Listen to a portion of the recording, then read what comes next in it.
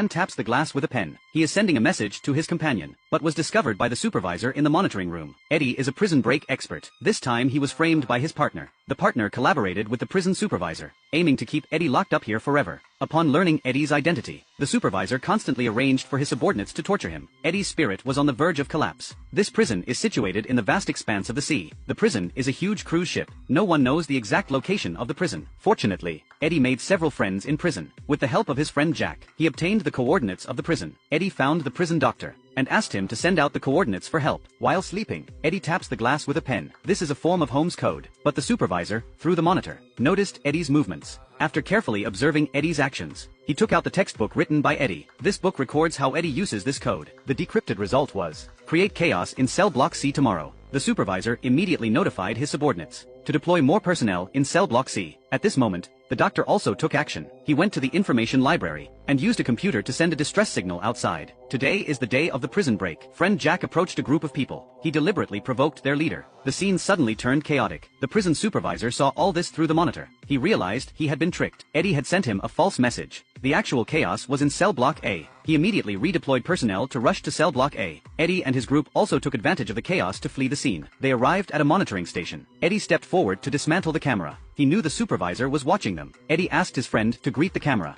After completing all this, He dismantled the camera. During their escape, they encountered security personnel. a fight broke out. Jack was injured in the battle. Eddie was very confused. Why were they still discovered without cameras? Suddenly, Eddie noticed a box. He opened it And found it was a thermal imaging tracker. No wonder they were discovered wherever they went. Eddie quickly cut the power supply. The prison supervisor completely lost track of Eddie's location. Seriously injured, Jack could no longer continue the prison break. He told Eddie and Danny to leave, while he stayed behind to fend off the pursuers. Eddie and Danny reached the exit, but the exit switch was computer controlled. It could only be opened after cutting the power supply. Eddie quickly found the power control room. He glanced at his watch. The evacuation time was approaching. Eddie turned off all the switches. Seeing the power cut off, Danny forcefully unscrewed the valve and went out. At this moment, the helicopter coming to pick them up also arrived. Danny quickly ran toward the aircraft. Eddie didn't have time to reach the exit. He could only hide in a container. Then, through the impact of water pressure, he was successfully washed into the sea. Danny spotted Eddie at sea. They lowered a ladder. Just as Eddie was climbing the ladder, The supervisor came outside. he aimed his gun at Eddie and fired continuously.